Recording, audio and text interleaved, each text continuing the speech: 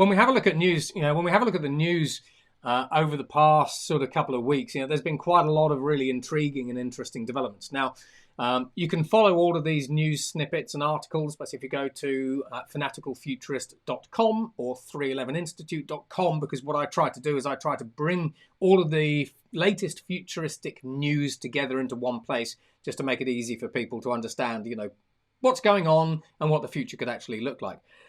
So today, basically, as I say, we've got the unstoppable melting Lego robot, basically that resembles the T1000. It's the polymorphic Lego robot made out of liquid metal that can escape prisons.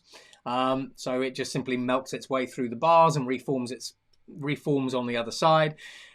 We've got some new technologies that let scientists turn people into 6G antennas, which I know that the conspiracy theorists are going to love. And this is kind of like a wearable technology that actually turns you into a 6G antenna. So sort of go and check that one out. Bearing in mind that 6G is going to be deployed really 2028 to 2032, that kind of sort of time scale. We've got Hermeus. So Hermeus, over the past couple of years, have been trying to develop really the first proper hypersonic engines. Now, one of their particular projects has been to try to create a hypersonic engine that combines a scramjet with an actual hypersonic jet. Now, they call their engine Chimera, but what's special about Chimera is it can do air breathing in the upper atmosphere, but also air breathing in the lower atmosphere. So it's a single, essentially, engine. It's a single engine, essentially. But it means that we can have hypersonic aircraft that take off from a traditional runway using scramjets and sort of supersonic engines. But then when it gets to a high enough altitude, it just converts basically into a hypersonic jet engine and off it goes. So that's one of in fact, that is the world's first. So the Chimera engine's worth checking out. Saudi Arabia basically are trying to create the world's largest floating city because, why not? They call it the Oxygen. We've got companies like Astroforge. So Astroforge later this year are going to start trialing some of the first space mining technologies. So they've identified a couple of asteroids that they want to go and mine, and they're going to try to do that later this year. We've got, we still can't go basically without mentioning ChatGPT. ChatGPT's creators, OpenAI, have created this sort of artificial intelligence that's designed to detect text that's been written by AI. It's really bad. I keep getting emails from so many companies going, "Hey, try out our AI detector tool," et cetera, et cetera. They're all generally junk, frankly.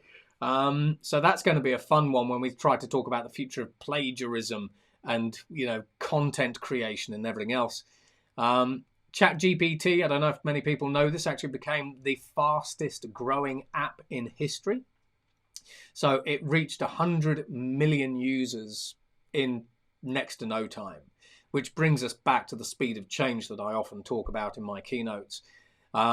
We've got new plasma generators coming out of China. China's really doing some interesting stuff when it comes to not just futuristic energy generators, but hypersonic weapons and hypersonic stuff. Baidu released its ChatGPT rival. Now, I think this is kind of a fun one because, traditionally sort of China will look at what the rest of the world is doing, and some of the biggest interest in ChatGPT actually came from China. When you actually have a look at the traffic patterns, the Chinese were actually the most interested in ChatGPT of any country on earth. Now, with Baidu's sort of releasing its own ChatGPT rival called Ernie, and it works just like ChatGPT, but the Chinese government is known for censorship. It's known basically for wanting to control the media production of its citizens and everything else. So what happens when you have 1.2 billion people using an artificial intelligence to create content where that content could actually contain a variety of different things. It could start slagging off, the Chinese Communist Party and then publishing stuff. What happened? We've already seen the impact of ChatGPT basically on misinformation, disinformation, across the Western world. What happens basically when that kind of platform starts scaling up in China? How are the Chinese government going to essentially filter ChatGPT or filter Ernie enough to remove all of the negative stuff that it might be saying about their country, et cetera, et cetera. So I think that ChatGPT, like technologies being used in China, could very well end up giving the CCP basically a massive headache.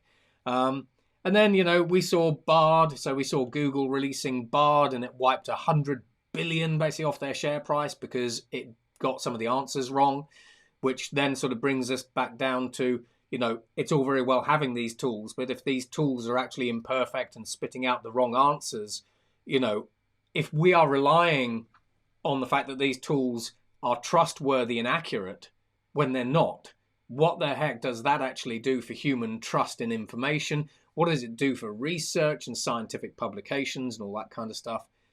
We've got Maryland. Maryland are now starting a 4-day week trial, and they are actually now starting to legislate that companies in Maryland actually adopt a 4-day week policy, bearing in mind that in the UK we saw employee productivity increase by about 20% and employee happiness increase by about 30% from our 4-day week trials, which included about 3,500 people. And then we've got Runway.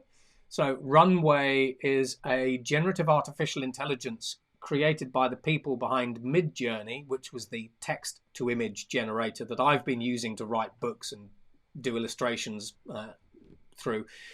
But Runway is text-to-video, a little bit like Meta's platform. So that's going to be quite an interesting one to watch. And then we've kind of got all sorts of different things, self-aware robots, which we sort of talked about on the latest podcast, lab-grown steaks, which are apparently quite tasty, Snoop Dogg going into the metaverse as White Larry again, which I always think is quite funny because, when you actually have a look at, the metaverse, I could go into the metaverse as a black person. Just as a black person basically could go, or, a person of colour, just as a person of colour could go into the metaverse as another person of colour, a white person or whatever it happens to be. So, when we have a look at things like diversity and inclusion, but also kind of, self-image, I always think it's sort of quite interesting. So, if you go and have a look at Snoop Dogg's latest video, he plays White Larry, which, it's funny. You have to cringe. And actually, sort of when we ironically talk about AI, when we talk about sort of being able to change identities in this kind of way, I've got to put this in. I used Midjourney the other day to, I wanted to see if Midjourney, this text-to-image generator, could create an image for just artificial intelligence. So I put into Midjourney, imagine artificial intelligence, and that's all that I put into it. And the images that it generated that I put onto my LinkedIn profile, the images it generated were of blonde white women. So Midjourney, when we talk about artificial intelligence, is creating images of blonde white women.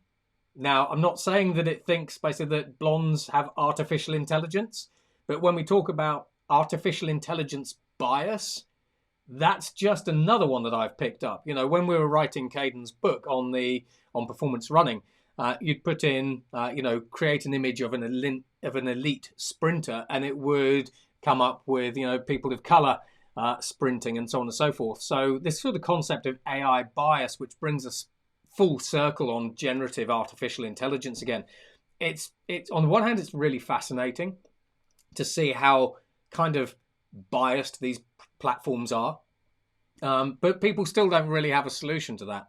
And then, we've got Google's latest artificial intelligence, which can do text to music. So that's just a sort of little fast roundup, basically, of the past couple of weeks' news, which you can find on fanaticalfuturist.com or 311institute.com. And it's, as you can see, in the world of the future, it's a crazy, crazy time. And the debates basically only get louder and stronger and, frankly, more confusing.